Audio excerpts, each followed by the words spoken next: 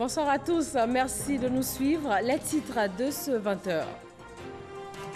Voilà 70 années que le Collège moderne du Plateau dispense le savoir.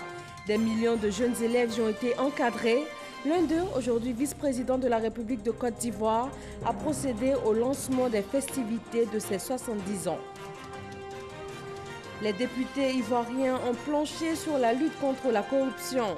2 projets de loi ont été adoptés, l'un sur le régime du gel des avoirs et l'autre sur la prévention et la lutte contre la corruption et les infractions assimilées. Les urgences médicales du CHU de la commune de Trècheville ont rouvert leurs portes ce lundi. Cette aile de l'hôpital était fermée depuis le 14 mai pour des travaux de réhabilitation et de désinfection. Elle répond désormais aux normes en la matière. Et puis en France, le jeune Malien qui a sauvé une enfant suspendue dans le vide ce week-end a été reçu aujourd'hui à l'Élysée. Le président français lui a proposé la naturalisation et il devrait également intégrer le service civique des sapeurs-pompiers. Bienvenue à tous dans le 20h de ce 28 mai. Merci de suivre RTI 1. Michel Camdessus, ancien président directeur général du Fonds monétaire international FMI, est en Côte d'Ivoire en visite. Il a été accueilli aujourd'hui par le président ivoirien Alassane Ouattara. Le Collège moderne du Plateau célèbre ses 70 ans. Les festivités ont été lancées par le vice-président Daniel Kablan-Duncan, ancien pensionnaire de l'établissement. Il a promis le soutien du gouvernement pour la réhabilitation de cette école qui date de l'époque coloniale. Mama Traoré. En 70 ans d'existence, le Collège moderne du Plateau a le mérite d'avoir formé de nombreux hauts cadres ivoiriens, parmi lesquels le vice-président de la République. Et c'est donc avec émotion que Daniel Kablan-Duncan a retrouvé ce lundi sa salle de classe de 5e, moment de souvenir à la faveur des festivités marquant le 70e anniversaire de l'école. Notre objectif, à travers la célébration de ce 70e anniversaire, est de réunir autour de notre projet de réhabilitation les partenaires de l'école et les décideurs de notre pays afin de redonner au Collège moderne du Plateau l'éclat de ces vertes années, de cette belle époque dont les anciens parlent avec emphase. Avec un effectif de 2779 élèves, le Collège moderne du Plateau est, selon la ministre Candia Camara, un fleuron du système éducatif ivoirien. De 2013 à 2017, le taux de réussite au BEPC de l'école est passé de 37 à 75%. Pour 2018, l'établissement vise 85% de taux de réussite. J'imagine aisément les générations d'enseignants et d'élèves qui se sont succédés sur les bancs de cet établissement. Je sais combien, par un travail patient et généreux, les maîtres de cette école ont façonné des générations de jeunes pour en faire des adultes accomplis et épanouis. Cette école, comme toutes les autres d'ailleurs, doit être une école dans un environnement sain. Une école où les résultats sont satisfaisants grâce à une belle synergie entre enseignants, encadreurs, apprenants, parents d'élèves et autres partenaires du système éducatif. Le vice-président de la République annonce que le gouvernement a décidé d'appuyer la rénovation de l'établissement septuagénaire. Il a également exhorté la jeune génération au travail. Vous les jeunes, vous devrez rêver. Non pas de vaines illusions, mais vous devez rêver de votre futur. Rêver de votre devenir. Rêver de votre réussite qui passe nécessairement par l'effort. Vous devez aussi rêver du futur et du devenir de votre pays en utilisant au mieux les capacités et les talents que Dieu vous a donnés et que vos parents vous aident à développer. Le travail, toujours le travail, encore le, car le succès est au bout de l'effort. Au programme de ces festivités marquant les 70 ans du Collège moderne du Plateau, des panels, des activités socioculturelles et une journée de l'excellence. 2 projets de loi ont été adoptés par la Commission des affaires générales et institutionnelles de l'Assemblée nationale. Le projet de loi portant régime du gel des avoirs et celui portant ratification de l'ordonnance relative à la loi prévention et à la lutte contre la corruption et les infractions assimilées. Les deux projets de loi viennent renforcer la lutte contre la corruption en Côte d'Ivoire. Moussa Konaté. La Côte d'Ivoire veut se doter d'instruments juridiques pour lutter efficacement contre la corruption et les infractions assimilées. Conformément à cet engagement, le garde des Sceaux, ministre de la Justice, est face aux députés pour défendre deux projets de loi. Nous sommes venus présenter à la représentation nationale, du moins à la Commission de l'Affaires générales et institutionnelles, deux projets de loi. Un projet de loi qui prévoit un régime juridique du gel des avoirs illicites et un projet de loi portant ratification d'une ordonnance qui fixe la liste des personnes assujetties à la déclaration de patrimoine. Dans le cadre de la lutte contre la criminalité organisée, comprenant notamment la corruption, le blanchiment de capitaux et le financement du terrorisme, le gel des avoirs en tant que mesure conservatoire prévue par les conventions internationales permet de priver de leurs biens les personnes impliquées dans la commission de ces infractions au cours des investigations. Tout détenteur des avoirs illicites est puni d'un emprisonnement de 1 à 5 ans et d'une amende de 1 million à 5 millions de francs CFA. Concernant le second projet de loi, il s'agit de mettre en cohérence la déclaration de patrimoine du vice-président de la République avec la Constitution. Par ailleurs, il s'est avéré nécessaire d'étendre la liste des assujettis à la déclaration de patrimoine en y incluant les agents publics de premier plan que sont les membres du Conseil constitutionnel, les magistrats, ainsi que toute autre personne exerçant de hautes fonctions dans l'administration publique ou chargée de la gestion des fonds publics. Les deux projets de loi ont donc été adoptés par la majorité des parlementaires présents à cette séance. La lutte contre le trafic illicite des migrants est également au cœur des échanges à l'hémicycle ivoirien. Deux autres projets de loi ont été adoptés ce jour. Le projet de loi relatif à la lutte contre le trafic illicite de migrants et celui relatif à la protection des témoins, victimes, dénonciateurs, experts et autres personnes concernées. Toujours à l'Assemblée nationale de Côte d'Ivoire, la nouvelle problématique de la carte nationale d'identité ivoirienne et la sécurisation de l'état civil en Côte d'Ivoire ont fait débat. La solution, un registre national des personnes physiques, un vaste programme informatique pour donner à chaque personne un numéro unique. Gabriel Zani. Les débats sur l'état civil ivoirien n'en finissent pas. Lors de la séance de questions orales et débats organisés par l'Assemblée nationale, les députés ont soulevé plusieurs questions. Instituer une base nationale de données d'état civil, supprimer de façon définitive les attestations d'identité, comprendre les raisons qui retardent l'institution d'une carte d'identité biométrique, ces sujets ont nourri les réflexions à l'hémicycle. Je voudrais savoir les attestations délivrées par les commissariats. Parce que les commissariats sont différents des attestations délivrées par l'ONU. Pour le ministre de l'Intérieur et de la Sécurité, c'était une opportunité pour exposer sur l'innovation de l'état civil en préparation. Le registre national des personnes physiques. De quoi s'agit-il? Il s'agit d'une base de données qui centralise l'ensemble des informations sur l'état civil des personnes.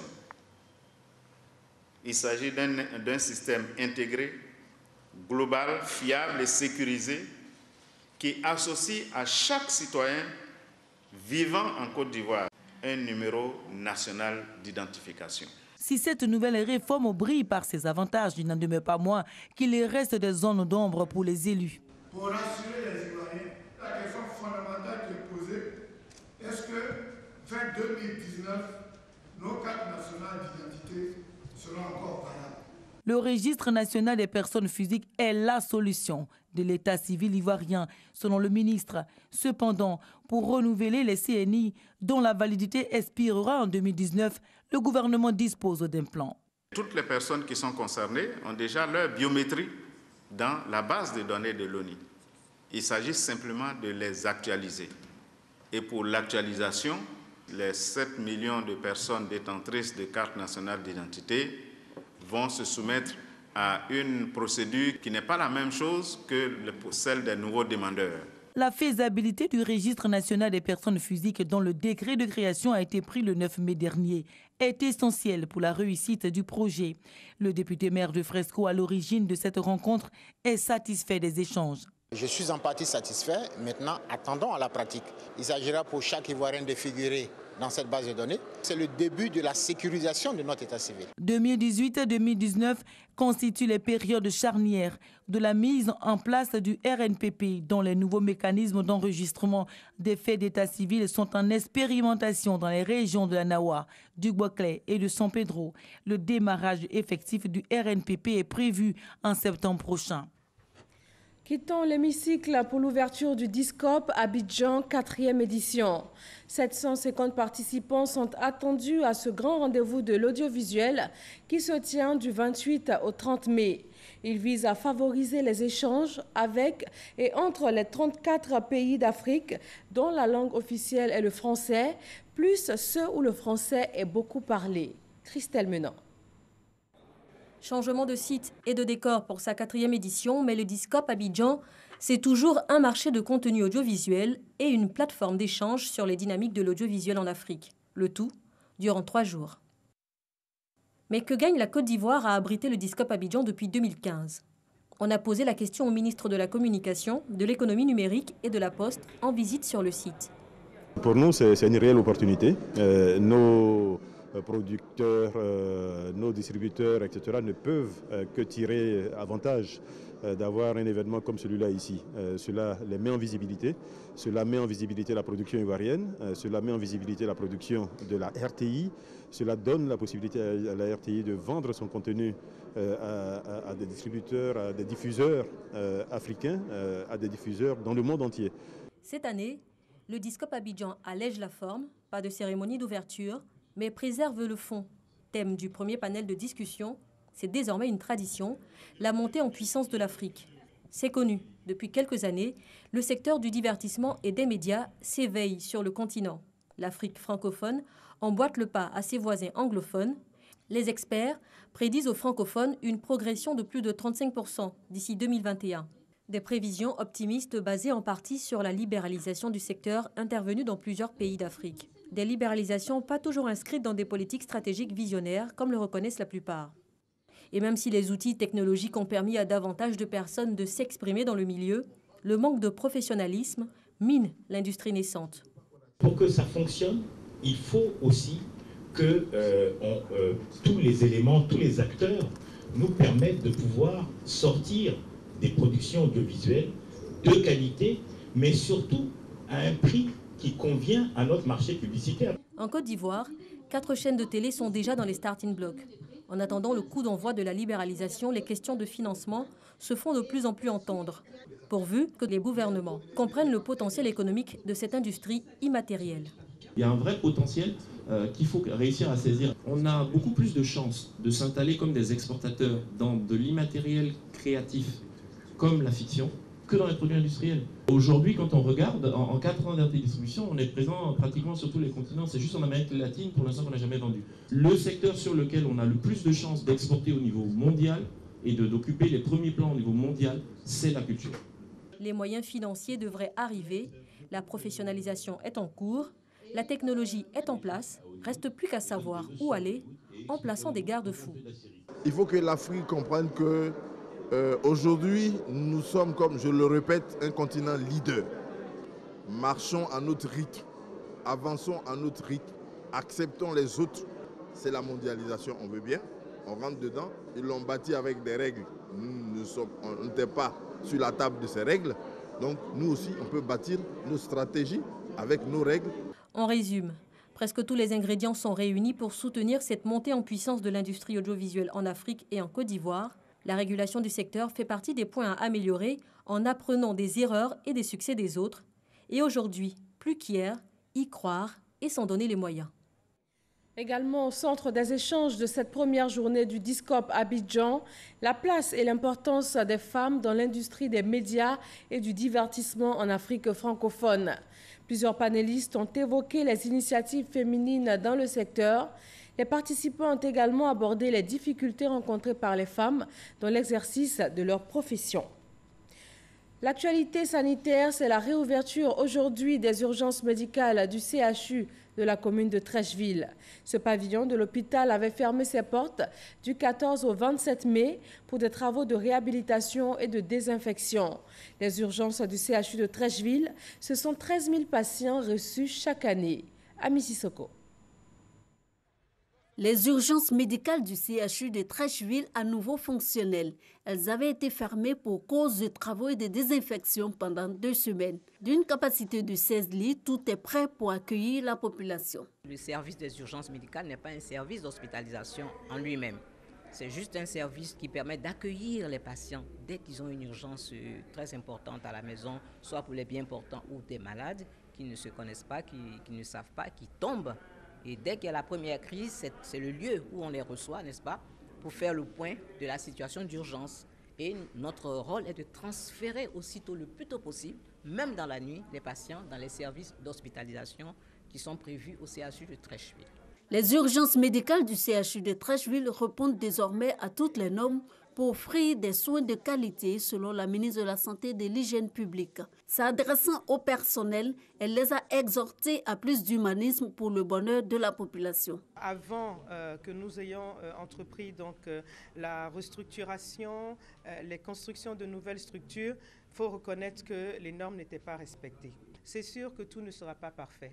Notre ambition, c'est de faire en sorte que les populations puissent se retrouver dans des structures sanitaires de qualité, mais que le personnel qui y travaille également travaille dans de bonnes conditions, avec de bons plateaux techniques, et à ce moment-là, je sais que le reste suivra. Les urgences médicales du CHU de Trècheville accueillent environ 13 000 patients par an.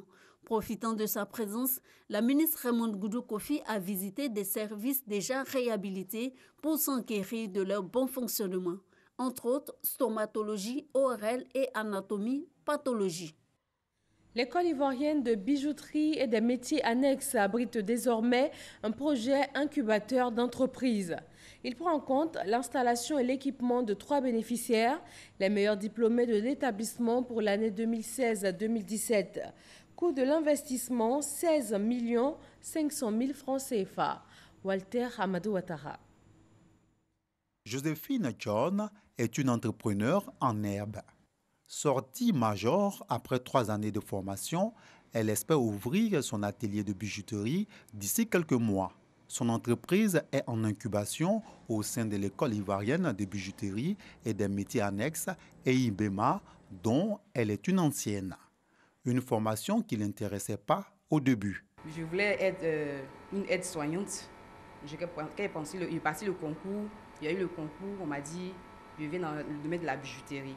Quand je suis venue, j'ai fait 1 an, je suis tombée enceinte. Et après quoi, je me suis reposée 1 an. Et je suis revenue encore, j'ai passé encore le concours. Ça a marché et je suis venue. Et vraiment, avec l'aide des professeurs et tout, mon entourage, vraiment ça m'a beaucoup aidée. Et ça a permis que vraiment je puisse aimer le métier encore plus. J'aimerais être comme ces grands bijoutiers qui sont passés ici, comme M. Maximin, M. Asike Oro. Elle a obtenu cette place dans cet incubateur parce qu'elle fait partie des 3 meilleurs stagiaires de l'EIBEMA. Pendant 2 ans, elle et les 2 autres seront coachés par Maximin Lukouyao, bijoutier professionnel et ancien de cette école. Ils n'auront pas à se soucier du loyer et autres charges d'exploitation.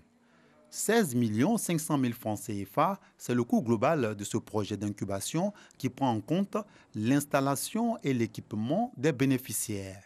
Ils pourront eux-mêmes aller prospecter, prendre leurs propres clients, travailler au sein de l'EIBEMA, profiter des ateliers spécialisés de l'EIBEMA et confectionner des bijoux qu'ils pourront livrer à leurs clients. Le projet est appuyé par le secrétariat d'État chargé de l'enseignement technique et de la formation professionnelle. Le secrétariat d'État a mis à leur disposition ce projet pour les aider à se prendre en charge et autonome, en leur mettant à leur disposition des kits de formation. Donc, à mon humble niveau, je pense que c'est une contribution aussi forte. Je lance un appel à tous ces jeunes, à tous ces apprenants qui sont là, de travailler avec dextérité pour faire partie des meilleurs et bénéficier de ce projet-là l'année prochaine. L'école ivoirienne de bijouterie et des métiers annexes forme, produit et commercialise tout produit de bijouterie. Les 90 stagiaires qu'elle accueille chaque année, à l'instar de Joséphine, s'installent généralement à leur propre compte. Les meilleurs deviennent des prestataires de l'école. École qui se lance désormais à la conquête de la sous-région. La Fédération ivoirienne des textiles traditionnels veut contribuer à l'autonomisation de la femme à travers le pagne traditionnel. Les journées du pagne traditionnel ivoirien viennent donner à ces femmes une lucarne d'expression, une plateforme d'échange et de commercialisation. Nadia Eja et Franck Wadio. La femme au cœur du secteur du textile traditionnel en Côte d'Ivoire, de la filature du coton à la commercialisation des tissus. Aucune étape ne lui échappe, un intérêt qui s'explique. J'ai fait une formation de modéliste. Et puis, je me suis dit, pourquoi ne pas promouvoir le pagne de chez moi? Depuis tant de nos grands-mères font, nos mamans, jusqu'à aujourd'hui, nous on fait. Héritage de mère en fille, passion personnelle, gain financier, les femmes du secteur se disent satisfaites. Depuis 1985, je suis dans la vente des pailles baoulées. C'est ce que je fais pour m'occuper des enfants. Un rôle important pour l'autonomisation de la femme. Chantal Guiraud est tisserande, teinturière et présidente de la Fédération ivoirienne des textiles traditionnels. Elle s'est donnée pour mission vulgariser ce secteur à travers les journées du pagne traditionnel ivoirien. Thème de cette première édition textile et valorisation du pagne traditionnel ivoirien, enjeux et perspectives pour l'autonomisation des femmes en Côte d'Ivoire. Mais nous voulons montrer à tous que nous sommes aptes à affronter les marchés internationaux. C'était très porteur. La femme a sa place et ça peut la rendre vraiment autonome. 3 jours, elles ont pu échanger sur les enjeux du secteur. Les formations et des expositions ventes ont animé ces journées. Pour le directeur de Côte d'Ivoire Tourisme, le pagne traditionnel joue un rôle capital. On ne sort pas un pagne traditionnel n'importe comment. Ça dépend des cérémonies, des lieux. Et c'est ce que les touristes viennent rechercher. L'âme de notre pays, l'âme de la diversité de la Côte d'Ivoire. Le textile, un secteur porteur donc, il est important aussi bien pour le tourisme que pour l'économie. Nous sommes en pleine saison des pluies et les eaux de pluie ruissellent généralement dans les bassins versants. Il en existe plusieurs sur le territoire ivoirien. Dans la ville d'Abidjan, le bassin du Gourou cristallise l'attention. Quand il est inondé, la circulation est difficile, voire impossible, et les risques sont multiples. Comment est-il drainé pour éviter les inondations, surtout au niveau du carrefour de l'Indenier? Christelle Menant. Un bassin versant, c'est une zone géographique sur laquelle toutes les eaux de pluie qui y tombent ruissellent jusqu'à un exutoire. C'est en principe le point de sortie de ces eaux. Le bassin du Gourou, c'est le plus important des bassins versants de la ville d'Abidjan, 28,6 km². Il couvre 4 communes, celles d'Abobo, d'Adjamé, de Cocody et du Plateau. Il est traversé par un canal primaire d'environ 7 km, construit pour drainer l'ensemble des eaux de ruissellement du bassin. Ces eaux arrivent au niveau le plus bas du bassin, l'exutoire du carrefour de l'Indenier, pour se déverser enfin dans la lagune ébriée. Mais avant d'y arriver, le débit de ces eaux pluviales est régulé par 7 barrages, des écrêteurs de crues. Ils permettent de limiter les remontées de hauteur d'eau au niveau du carrefour de l'Indenier. Mais les 7 barrages ne permettent de réguler que 52% de la superficie du bassin du Gourou. Construire un 8e barrage au niveau de Williamsville, zone actuellement occupée, permettrait de réguler davantage de superficie du bassin. Autre ouvrage du système de drainage dans le Gourou. Les bassins tampons. Il y en a 3, disposés au niveau du carrefour de l'Indenier. Ils servent à retenir le sable et les déchets solides drainés par ces eaux de ruissellement. Quand ils sont saturés, le niveau de l'eau monte plus vite. On assiste à des inondations au niveau du carrefour de l'Indenier, mais ces inondations s'expliquent davantage par des débits exceptionnels sur le bassin du Gourou, notamment lors des fortes pluies. Selon la Sodexam, l'année 2018 devrait connaître 35% de plus de précipitations par rapport à l'année dernière. Rentrée politique de la délégation régionale du mouvement des forces d'avenir MFA dans la Mé. Le président Siaka Ouattara a été fait chef de terre et baptisé Onshobi Atse en mémoire d'un ancien chef de terre de la région. Alexis Ouedraogo. Pour la rentrée politique de la délégation régionale du MFA dans la Mé, c'est la ville d'Akoupé qui a été retenue. Face aux membres de son parti, Siaka Ouattara a exhorté les nouveaux majeurs à s'inscrire sur la liste électorale de la CEI dans le cadre des prochaines échéances électorales. Nous sommes venus pour sensibiliser nos militants D'abord pour l'importance du parti unifié et aussi pour se faire enrôler pour pouvoir participer en bon nombre aux élections à venir. Le MFA, c'est toute une équipe qui est en marche pour accompagner le président de la République et son aîné Henri Konan Bédié à aller vers le parti unifié qui est gage de paix et aussi de réconciliation pour la Côte d'Ivoire. Siaka Ouattara a annoncé une tournée de mobilisation dans les 31 régions du pays conduite par la direction du parti. Cette rentrée politique a été aussi marquée par les nominations de nouveaux responsables locaux du MFA. La jeunesse du PDCI RDA a mis en place une plateforme. Elle est dédiée aux mouvements et associations de jeunesse des partis membres du RHDP. La plateforme est dénommée Réseau des jeunes du PDCI RDA pour 2020. Elle vise à promouvoir la paix et la stabilité en Côte d'Ivoire. Olivier Iriebi et Alexis Ouedraogo.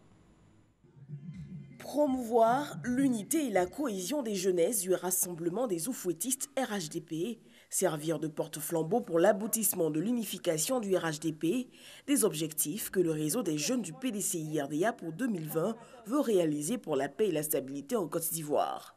Cet engagement, ils l'ont pris lors du lancement des activités de la plateforme des mouvements et associations de jeunesse de tous les partis politiques du RHDP.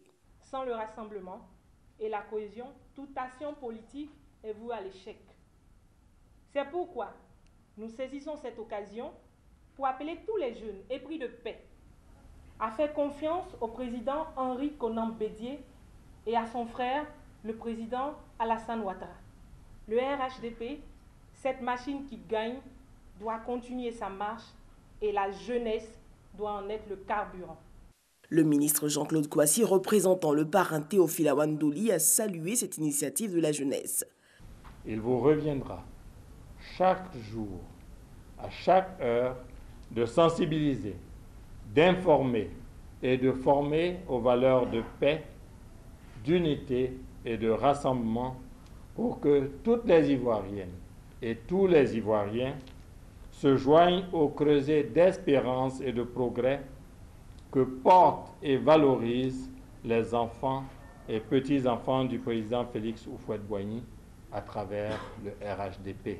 C'est là votre devoir, et ce devoir-là, vous avez l'obligation de l'accomplir avec brio et succès. Pour réussir sa mission, le réseau des jeunes du PDCI RDA pour 2020 entend entreprendre une tournée nationale pour promouvoir l'oufouettisme, philosophie de paix, de tolérance et de dialogue.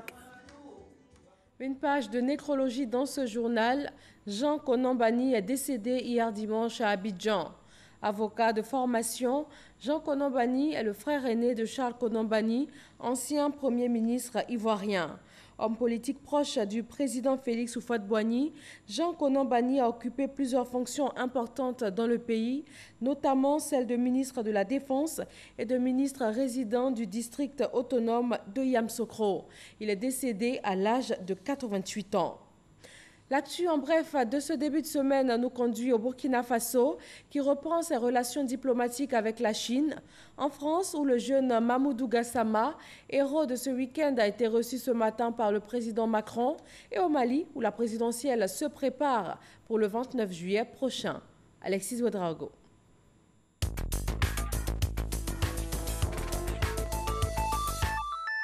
Quatre nouveaux candidats se sont déclarés cette fin de semaine à Bamako. Un humoriste, 2 anciens ministres et un opposant. Au total, une vingtaine de candidatures sont enregistrées pour la présidentielle malienne du 29 juillet prochain.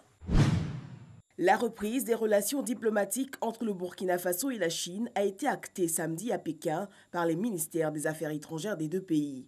Des missions devraient être rapidement envoyées pour l'ouverture d'ambassades, un accord cadre de coopération signé entre Ouagadougou et Pékin en septembre prochain au moment de la visite du président Roch Kaboré à Pékin en marge du sommet Chine-Afrique.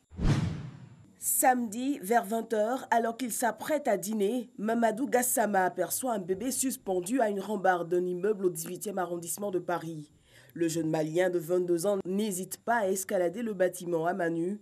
Ce lundi, il a été reçu par le président français Emmanuel Macron. Mamadou Gassama va être naturalisé français et intégrer les sapeurs-pompiers. Et c'est tout pour ce 20h. D'autres informations sur le www.rti.ci. Je vous retrouve demain à la même heure. Bonsoir à tous.